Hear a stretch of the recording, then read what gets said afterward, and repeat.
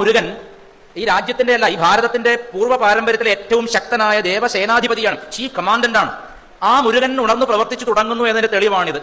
നമ്മുടെ കേന്ദ്ര സർക്കാരിന്റെ മേലെ പല പ്രഷേഴ്സും ഉണ്ടാവും. കാരണം അവർ ഉത്തരവാദിത്തപ്പെട്ട ഒരു രാജ്യത്തിന്റെ തേരാളികളാണ്. പാകിസ്ഥാനെ പോലെയോ ബംഗ്ലാദേശിനെ പോലെ പ്രവർത്തിക്കാനുള്ള സ്വാതന്ത്ര്യം നമുക്കില്ല. കാരണം നമ്മുടേത് അതിവേഗം വികസിച്ചുകൊണ്ടിരിക്കുന്ന, അതിവേഗം വളർന്നുകൊണ്ടിരിക്കുന്ന, സാമ്പത്തികമായി പുരോഗതി കൈവരിച്ചുകൊണ്ടിരിക്കുന്ന രാജ്യമാണ്. പാകിസ്ഥാൻ എന്ന് പറയുന്ന രാജ്യത്ത് ഒന്നുമില്ല, അത് തകർന്ന് തരിപ്പണമായ ഒരു പ്രേതാലയം മാത്രമാണ്. അപ്പൊ നമ്മൾ ആക്രമിക്കുമ്പോൾ പോലും നമുക്ക് 1000 വട്ടം ചിന്തിക്കേണ്ടതുണ്ട്. കാരണം നമ്മുടേത് ഒരു രമ്യഹർമ്മ്യമാണ്, അവിടെ വൃത്തികേടാക്കാൻ എളുപ്പമാണ്.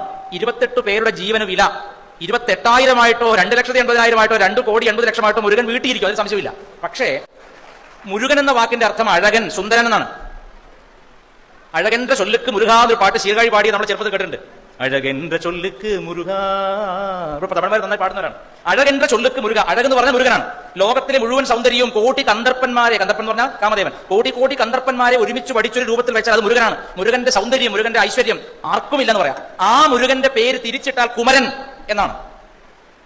കുമാരൻ എന്ന് നമ്മൾ പറയും. ആ കുമാര മതത്തെ കൗമാരം എന്ന് വിളിക്കും. കുമാരി എന്ന് വിളിക്കുന്നത് ബാലാ ത്രിപുരസുന്ദരിയാണ്.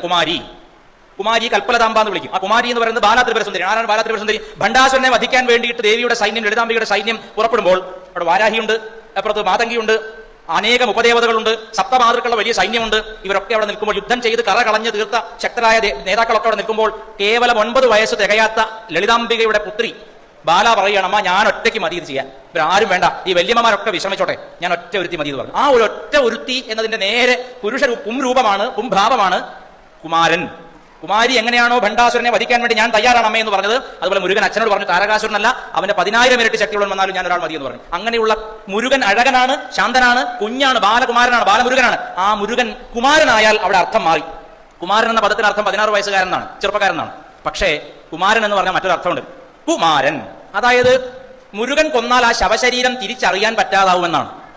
കുമാരൻ എന്ന് വെച്ചാൽ ശത്രുവിനെ കേവലം ഉപദ്രവിക്കുകയല്ല, കൊല്ലുകയല്ല ചെയ്യുന്നത്, ശത്രുവിനെ തിരിച്ചറിയാൻ പറ്റാത്തവണ്ണം വികൃതമാക്കി കൊല്ലുന്നവനാണ് മുരുകൻ.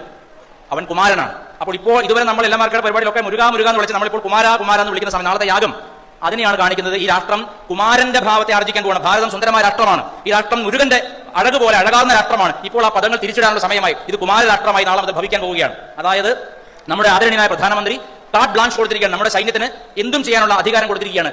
അപ്പൊ നമ്മുടെ നാട്ടിൽ സാധാരണ സിനിമയിൽ പറഞ്ഞൂടെ, കണ്ടറിയണം കോശി ഇതിന്റെ കാര്യം എന്താവുന്നുള്ളത്. ഇനി നമ്മൾ പിന്നെ ഈ പാകിസ്ഥാന്റെയോ അല്ലെങ്കിൽ അതിനെ ബന്ധപ്പെട്ട് പ്രവർത്തിക്കുന്ന മറ്റ് ശക്തികൾ, ഛിദ്രശക്തികളൊക്കെ എന്താവുമെന്ന് കുമാരൻ തീരുമാനിക്കും. കുമാരൻ കൊന്നാൽ ആ രാജ്യം തിരിച്ചറിയാൻ പറ്റാത്ത പോലെ പിളർന്നു മാറിയിരിക്കും. ഒരു പക്ഷേ നമുക്ക് പുതിയൊരു അയൽ രാജ്യം തന്നെ ഉണ്ടായേക്കാം.